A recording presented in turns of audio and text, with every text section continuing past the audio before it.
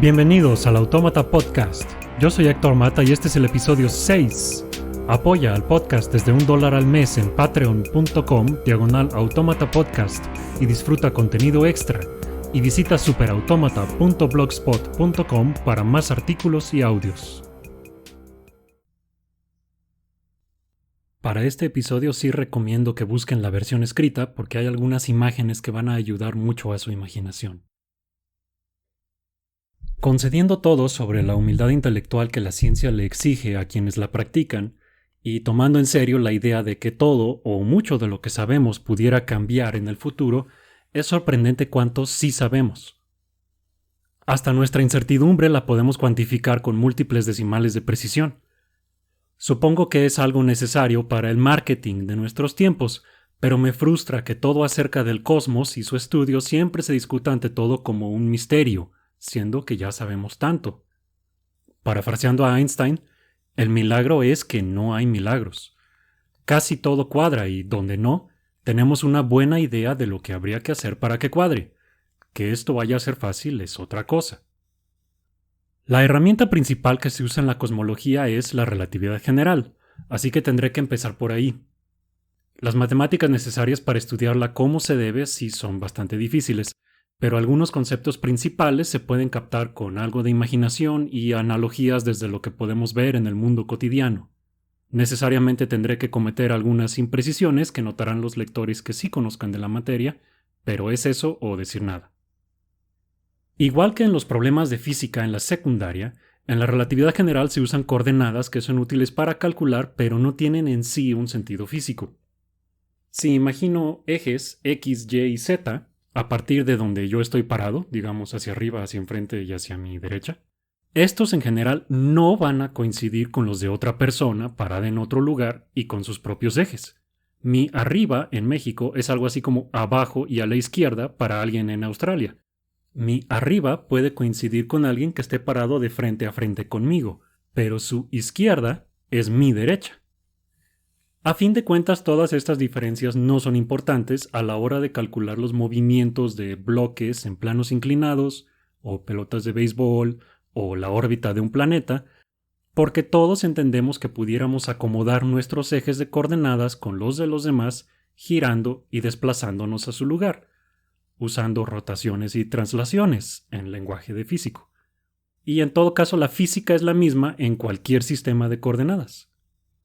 El primer gran brinco conceptual que se hace en la relatividad general es que el tiempo es tratado como otra dimensión de espacio. Para alinear mis coordenadas con las de alguien más, puedo hacer rotaciones y traslaciones de mi coordenada de tiempo también.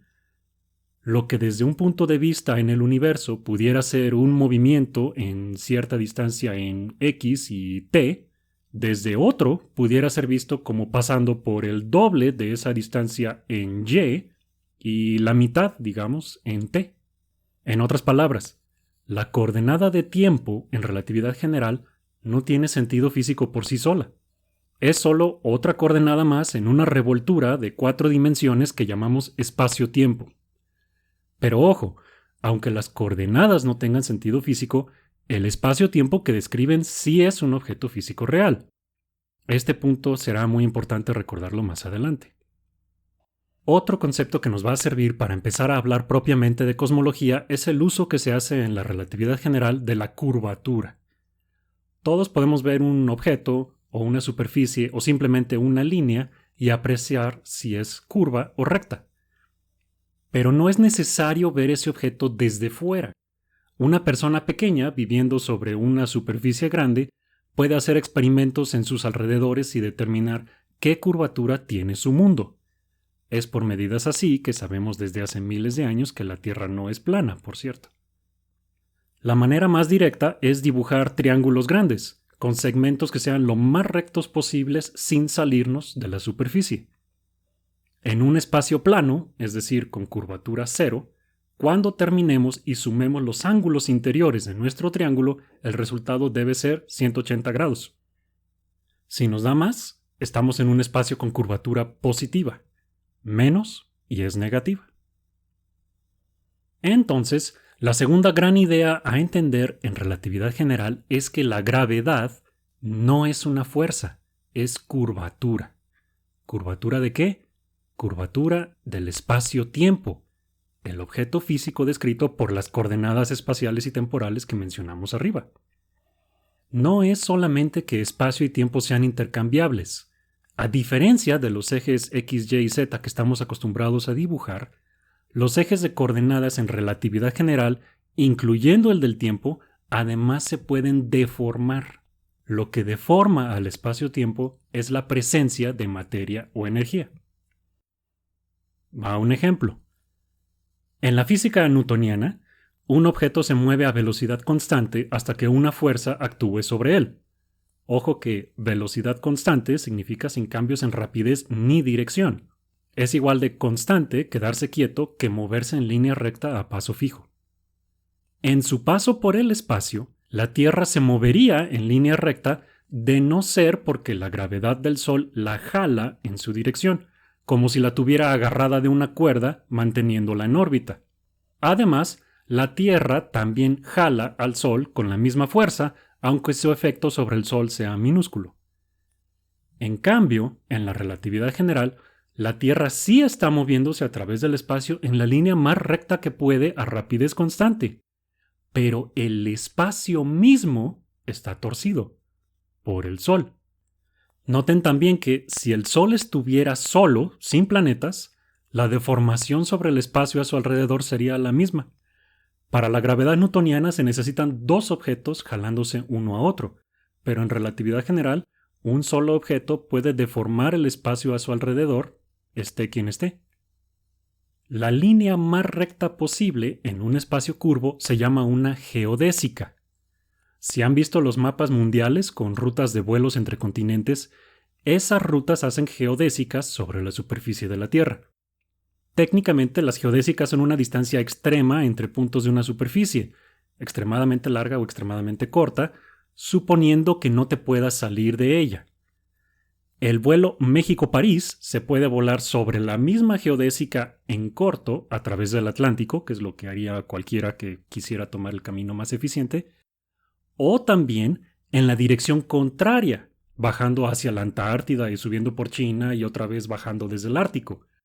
Ambos sentidos están sobre el mismo círculo, que es una de las geodésicas en una esfera. En fin, en la relatividad general, los objetos se mueven sobre geodésicas en el espacio-tiempo a menos que una fuerza, electromagnetismo u otra cosa, actúe sobre ellos.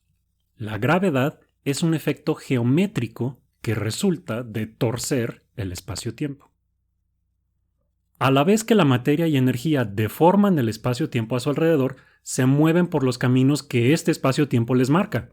Hay un mecanismo de feedback, por así llamarlo, entre el movimiento de la materia a través del espacio-tiempo y la deformación del espacio-tiempo por la materia. En física decimos que es una interacción no lineal. Así como en física newtoniana usamos las leyes de Newton para calcular el movimiento de los objetos sujetos a fuerzas, en relatividad general se usan las ecuaciones de campo de Einstein. En vez de tener fuerzas de un lado y aceleraciones del otro, tenemos geometría de un lado y densidad de materia y energía del otro. Para estudiar relatividad general como se debe, se necesita geometría diferencial, que pueden entender por ahora como una generalización del cálculo vectorial a espacios de cualquier dimensión y curvatura. Ahora sí, la cosmología moderna parte de algunas observaciones empíricas por el lado de la astrofísica, junto con algunas suposiciones teóricas que se usan para poder aplicar relatividad general a la explicación de esas observaciones. Algunas de esas observaciones eran esperadas y otras fueron completamente sorpresivas. Primero, desde los años 20 se encontró que había objetos masivos más allá de nuestra propia galaxia y que, en general, se estaban alejando de nosotros. Con telescopios de mayor resolución se confirmó que, además de ser galaxias enteras alejándose, las que estaban más lejos se alejaban más rápido. Usando el brillo de estrellas pulsantes conocidas como cefeidas variables, uno puede ubicarlas en las galaxias lejanas y comparar su ritmo de pulsación con el que deberían tener si estuvieran quietas respecto a nosotros, deduciendo así distancia y velocidad. También puede hacerse esto con otras llamadas candelas estándar, que son objetos astronómicos cuyas propiedades intrínsecas como su luminosidad se conocen bien y se pueden comparar con lo que se observa en el cielo. Es el mismo caso que si uno sabe que un foco a lo lejos es de 100 watts, por la intensidad de la luz que llega se puede deducir a qué distancia está y qué velocidad tiene. En una supernova de tipo 1A, una estrella enana blanca extremadamente densa y con un campo gravitacional fuertísimo, poco a poco acumula material de otra estrella cercana. Cuando la enana blanca alcanza el punto conocido como el límite de Chandrasekhar, acumula suficiente materia para colapsar, volar sus capas exteriores en una grandísima explosión y finalmente desaparecer formando un agujero negro. Y esto es un evento extremadamente brillante y cuyo brillo sabemos y podemos calcular. A finales de los años 90 se usaron las supernovas de este tipo como candelas estándar para determinar no solamente que el universo se estaba expandiendo, sino que lo hacía cada vez más rápido. Esto fue contrario a lo que se esperaba desde que se observó el fenómeno a principios del siglo, y por mucho tiempo los investigadores pensaron que habían cometido un error en sus mediciones o cálculos. Para entender lo sorprendente que es esto, imagine que lanza una pelota de béisbol hacia arriba y, en vez de regresar, se va al infinito y cada vez más rápido. Otra observación importante que sí había sido anticipada es la de la radiación cósmica de fondo. Esta es una radiación extremadamente uniforme que viene hacia nosotros de todas las direcciones y está hecha de los primeros fotones, las unidades de luz más pequeñas posibles, que pudieron viajar libremente por el universo. Se percibe como una temperatura uniforme de unos 2.7 Kelvin, que es algo así como menos 270 grados centígrados. Finalmente, la última observación importante que vale mencionar ahorita es que parece haber, tanto en galaxias como en cúmulos y supercúmulos de galaxias, muchísima más materia que la que se puede ver.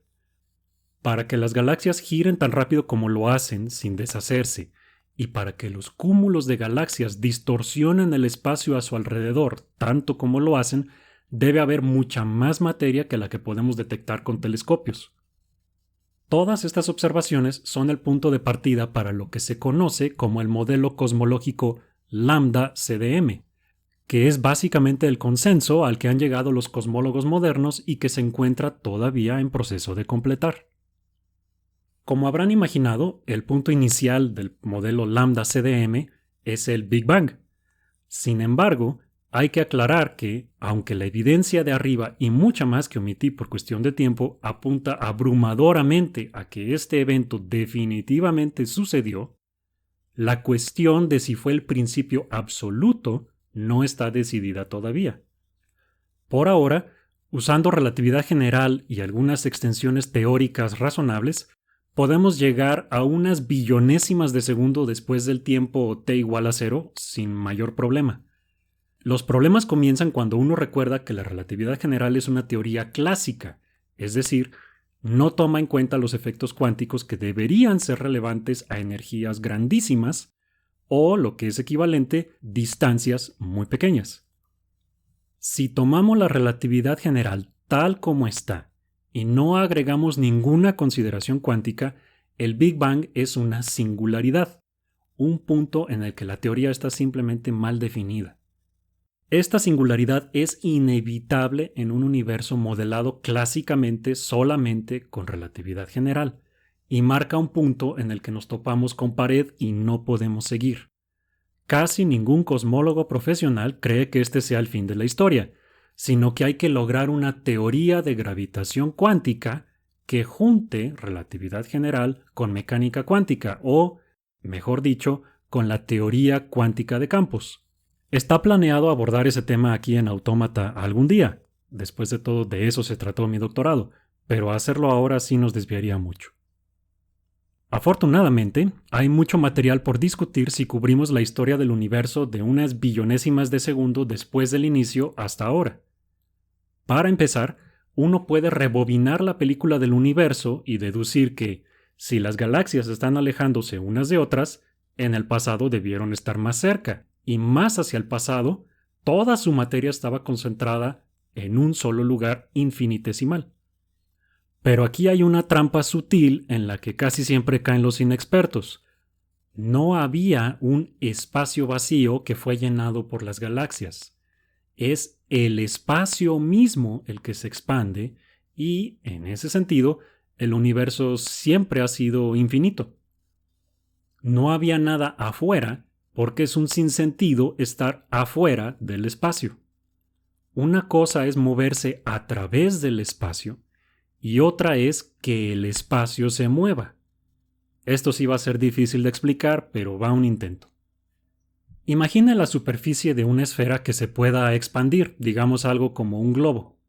Cualquier trayectoria que pueda dibujar con un plumón sobre el globo puede seguir para siempre, dando vueltas, aunque se cruce con los trazos que ya había dibujado antes. No hay una frontera donde deba toparse el plumón y terminar de rayar.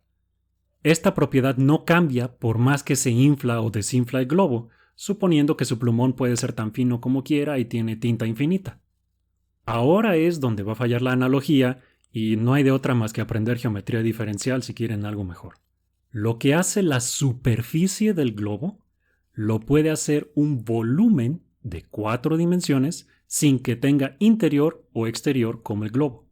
A veces esto se explica de otra manera como chispas de chocolate incrustadas dentro de un pan que se va inflando cuando se cocina, pero eso tiene sus propios problemas porque es un pan infinito de espacio-tiempo.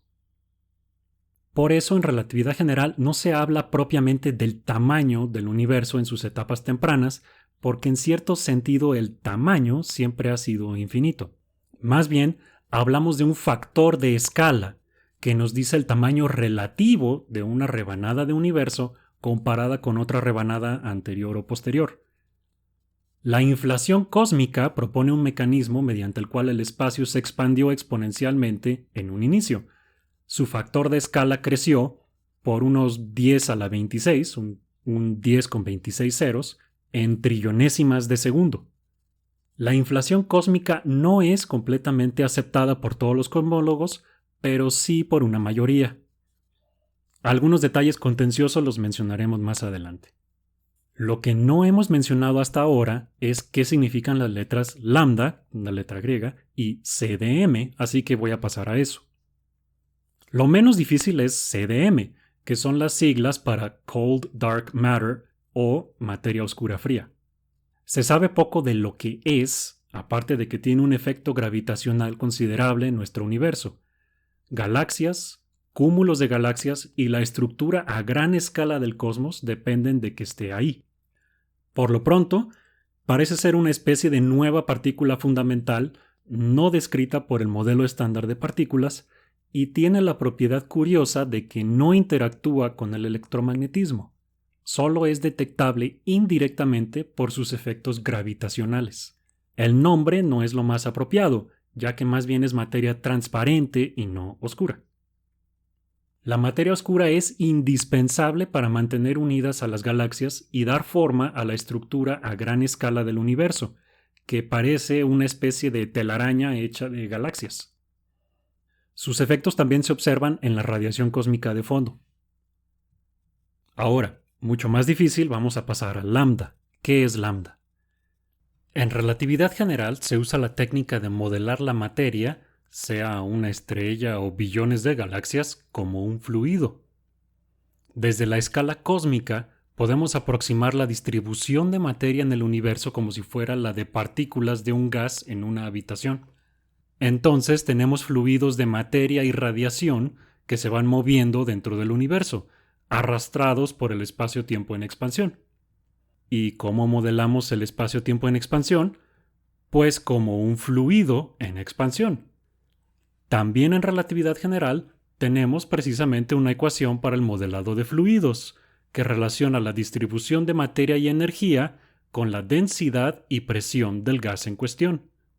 Si agregamos a esto la condición de que la energía de este gas de espacio-tiempo vacío no dependa de dónde esté ni cómo esté moviéndose, algo conocido como invarianza de Lorentz, obtenemos el curioso efecto de que el espacio-tiempo vacío tiene presión de signo contrario a su densidad, y como la densidad siempre es positiva, el gas, o sea, el espacio vacío, tiene presión negativa. ¿Y qué significa esto? Pues que el espacio vacío se expande. Separando la presencia de materia y la de espacio-tiempo en las ecuaciones de campo de Einstein, podemos reacomodar un poco las cosas y la energía del espacio vacío aparece como un término extra que es la famosa lambda correspondiente a la constante cosmológica.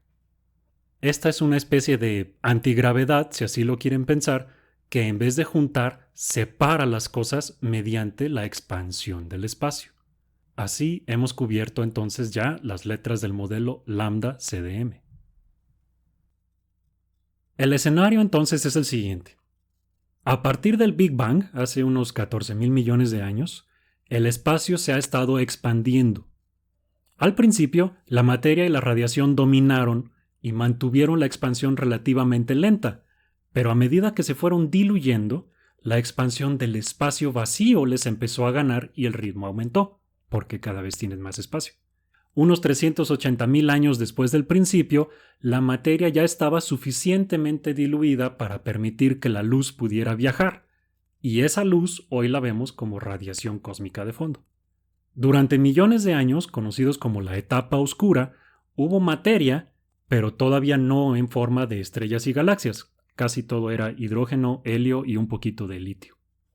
A medida que la materia se juntó por gravedad, surgieron las primeras estrellas unos 400 millones de años después del principio. Desde entonces, las estrellas han estado formando elementos pesados y reciclando material, aunque cada vez más queda atrapado, poco a poco, en agujeros negros. Contando toda la materia como su equivalente en energía, actualmente el universo está compuesto por un 70% de energía oscura, la del espacio vacío, un 25% de materia oscura, esa que más bien es transparente, y menos del 5% de materia bariónica, es decir, la que está hecha de las partículas normales como átomos y sus componentes. La cantidad total de materia en el universo, incluyendo materia y energía oscura, será la clave que determine qué pasará a partir de aquí. Más específicamente, lo que importa es la densidad de materia, usualmente indicada en cosmología por la letra griega omega. Cuando la densidad es menor que 1, nos encontramos en un universo con curvatura negativa o abierto. Casi siempre se explica como que tiene la forma de una silla de montar o el interior de un plato de cereal. Omega mayor que 1 indica un universo con curvatura positiva. Pueden pensar en algo como una esfera, nada más que de 4 dimensiones. Y omega exactamente igual a 1 indica un universo plano, sin curvatura. Hasta ahora, los mejores datos empíricos, midiendo triángulos cósmicos y analizando la radiación cósmica de fondo, apuntan a que la combinación de materia común, materia oscura y energía oscura resultan en un valor de omega de prácticamente 1, hasta unos 4 o 5 decimales. Parece ser que la atracción gravitacional debida a la materia es exactamente compensada por la expansión del espacio vacío. En términos prácticos, esto se traduce en un universo plano que se expande para siempre. Desde un punto de vista un tanto más filosófico, resulta interesante que nos encontremos justo en el punto en el que podemos apreciar nuestra situación. No tenemos la seguridad de que el universo sea plano porque no había de otra, o porque justo ahorita que lo observamos es así, pero a lo mejor no siempre lo fue y quizá en el futuro tampoco lo sea. De cualquier modo, a medida que el universo se expanda más y más, los objetos más lejanos dejarán de ser visibles y no quedará rastro de ellos. Esto es porque, aunque uno no puede viajar a través del espacio más rápido que la luz, el espacio sí puede expandirse suficientemente rápido para que ni siquiera la luz alcance a atravesarlo en un tiempo finito.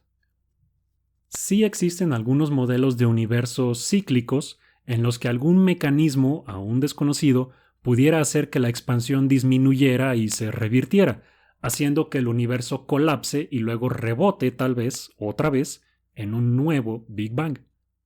Entre cosmólogos profesionales no son muy populares estos modelos, pero no están del todo descartados tampoco. Otros modelos no son exactamente cíclicos, sino simétricos, en el sentido de que el Big Bang fue un evento único, pero quizá con desarrollo en distintas direcciones. Habíamos mencionado también al proceso de inflación cósmica. Este también tiene sus propios problemas, como que es un tanto ad hoc y sus versiones más robustas que encajan bien con los datos también requieren que la inflación sea constante o más bien eterna. Dependiendo de cómo se interprete esto, una implicación puede ser que hay múltiples universos, quizá con condiciones distintas cada uno, incluyendo física distinta, pero en principio son imposibles de explorar. Esto ha propiciado un feroz debate entre quienes abogan por seguir la teoría, lleve hasta donde lleve, y quienes la acusan de bordar en la pseudociencia. Por lo pronto, el escenario más probable a futuro es que nuestro universo se expanda cada vez más, que las estrellas agoten su combustible y que más materia caiga en agujeros negros. En unos 10 a las 60 años estaremos en un mundo oscuro donde los únicos habitantes serán agujeros negros lentamente evaporándose. Incluso esos objetos desaparecerán en unos 10 a las 100 años, dejando un vacío frío y oscuro con algunos fotones de bajísima energía dispersos viajando para siempre. A este escenario se le conoce como la muerte térmica o la muerte entrópica del universo. De aquí en adelante la cosmología tiene varios problemas a resolver en su agenda. Primero, establecer o descartar a la inflación cósmica como una teoría válida. Después, incorporar, cuando se tenga, una teoría cuántica de la gravitación para poder tener certeza sobre los primerísimos momentos del universo. Por el lado empírico, hay que recabar y analizar los datos que recolectarán los nuevos telescopios espaciales y terrestres para poder afinar aún más lo que sabemos y poder descartar algunos modelos. Cualquiera de estas tareas representa empleo de tiempo completo para físicos e ingenieros por varias décadas más.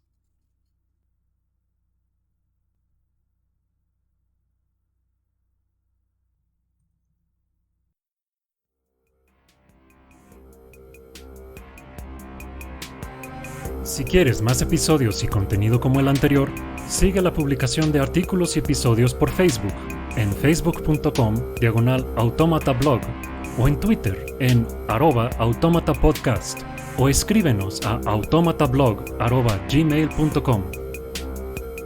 El podcast es posible gracias a tu apoyo. Si te agradó lo que escuchaste, puedes donar al podcast visitando la página de apoyo en superautomata.blogspot.com o puedes hacer un donativo mensual visitando patreon.com/automatapodcast. La música es Tyrant, cortesía de Kevin MacLeod de filmmusic.io y lleva una licencia Creative Commons 4.0. Yo soy Héctor Mata. Gracias por escuchar.